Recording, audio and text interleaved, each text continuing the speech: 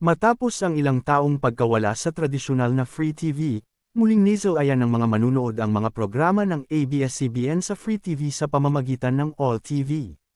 Simula nang mapanood muli ang mga iconic na palabas ng Kapamilya Network, ramdam agad ang excitement at suporta ng publiko na matagal nang nanabik sa pagbabalik ng kanilang paboritong mga programa sa Free TV. Mabilis na umani ng atensyon ang pagbabalik ng kapamilya shows tulad ng FPJ's Batang Quiapo, It's Showtime, at TV Patrol, na muling naging bahagi ng pang-araw-araw na routine ng maraming Pilipino. Sa social media, kapansin-pansin ang dami ng positibong reaksyon at pagbabahagi ng mga manunood na nagsasabing mas accessible na muli ang mga palabas ng kapamilya. Para sa All TV, malaking hakbang ang partnership na ito dahil nagbigay ito ng mas malawak na exposure at panibagong sigla sa kanilang channel.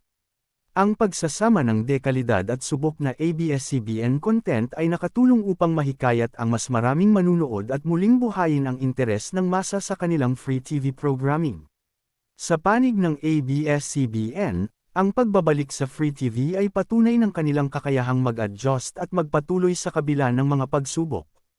Ipinakita ng network na kahit wala ang sariling prangkisa, kaya pa rin itong maghatid ng makabuluhan at dekalidad sa mas nakararaming Pilipino sa pamamagitan ng pakikipagtulungan sa iba't ibang platform. Sa kabuuan, maituturing na matagumpay ang unang yugto ng pagbabalik ng kapamilya sa Free TV sa All TV Channel 2, bagamat patuloy pang susubaybayan ang long-term impact nito. Malinaw na ang tiwala ng manunood at ang lakas ng kapamilya content ang nananatiling pundasyon ng muling pagbangon nito sa telebisyon.